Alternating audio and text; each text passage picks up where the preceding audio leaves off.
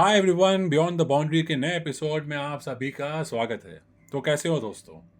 I am sure कि अगर आप इंडियन फैन हो तो अभी भी T20 वर्ल्ड कप के मज़े में खोए हुए हो।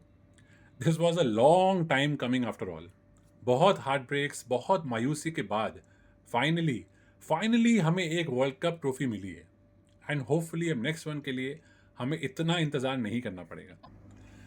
वैसे ये जीत बहुत स्वीट इसलिए और भी है क्योंकि इसके लिए कोई एक सिंगल पर्सन या सिंगल प्लेयर रिस्पॉन्सिबल नहीं था। सब प्लेयर्स का कुछ ना कुछ योगदान था, किसी का बहुत ज़्यादा, किसी का थोड़ा कम।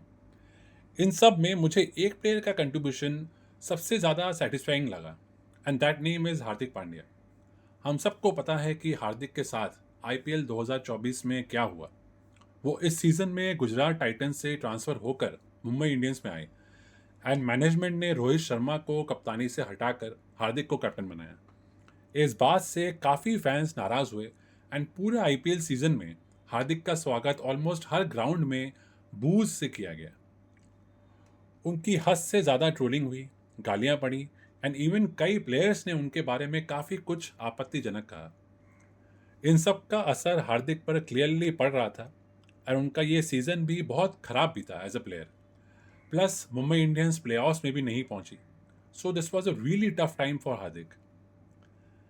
मैंने IPL के दौरान भी हार्दिक के ऊपर एक वीडियो बनाया था, जिसमें मैंने कहा था कि उनके साथ ये ठीक नहीं हो रहा, कि वो इंडिया के लिए एक जेन्युइन मैच विनर रहे हैं, एंड आगे जाकर भी वो काफ़ी सारे क्रूशल मैचेस देश को जिताएंगे। तो इस तरह से एक नेशनल टीम के प्लेयर को ट्रीट हमें नहीं करना चाहिए। आई एम सो हैप्पी कि Hardik has proven me right.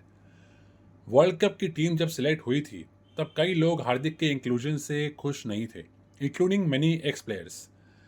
कई जन ये कह रहे थे कि IPL में हार्दिक की परफॉर्मेंस जब इतनी खराब रही है तो उन्हें वर्ल्ड कप में लेने की क्या ज़रूरत थी। पर Hardik did what he is best known for. इस पूरे वर्ल्ड कप में he was one of the best performers for India, both with the bat and the ball. As a batsman उन्होंने फिनिशर का रोल बखूबी निभाया, स्ट्राइकिंग इट एट 151, एंड कई matches में बहुत क्रूशियल केमियोज खेले। एज अ बॉलर टू उनकी contribution बहुत वैल्यूबल रही। हार्दिक ने टोटल 11 विकेट्स निकाले, जिसमें से कई बहुत ही important stage of the game में आए थे, including the world cup final, जहां he took out Heinrich Klaasen at a key stage of the game and turned everything around. World cup final का लास्ट ओवर भी हार्दिक ने किया था, जहां इंडिया को 16 रन्स डिफेंड करने थे। वहां उन्होंने डेविड मिलर एंड रवाडा को डिसमिस किया, and India eventually one that match by 7 runs. By the end हमने देखा कि कैसे हार्दिक पिच पर गिरकर पूरे ब्रेकडाउन हो गए, उनके इमोशंस पूरे बाहर आ गए। एंड ये पता चल रहा था कि पिछले 3-4 महीनों में उन्होंने जो जो सहा है वो यहाँ पूरा उमड़ कर बाहर आ गया। इंडिया को वर्ल्ड कप जिताना उनका हमेशा से सपना रहा था, and he finally did it when almost no one believed in him. Hardik का redemption is truly inspiring and is a lesson for all of us कि किसी को भी हमें इतनी जल्दी जज नहीं करना चाहिए उनकी कोई भी डिसीजन को लेकर, specially someone who has been there for you in the past. खैर, आई एम श्योर हार्दिक अब बहुत रिलीव्ड होंगे। This was like a mountain of his back. वो काफ़ी टर्मोइल से गुजरे हैं, and he deserve this moment of glory.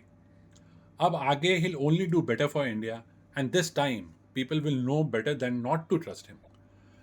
So my hats off to हार्दिक। आपने सही में दिल जीत लिया इस बार। ऐसे ही आगे इंडिया को मैच जिताते जिताते रहना एंड इंस्पायर करते रहना। बिफोर साइनिंग ऑफ एक लास्ट मैसेज अपने फेलो इंडियन फैंस को देना चाहूँगा।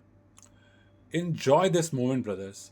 फिर क्या पता हमें ये कब वापस सेवर करने के लिए मिले। तो savour this as much as you can right now.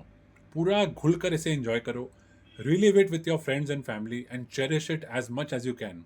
ये एक बहुत ही मेमोरेबल टूर्नामेंट था हमारे लिए, एंड ये हिस्ट्री में भी हम इसे बहुत ही फॉन्डली याद करेंगे। So don't let it go for now, not so soon.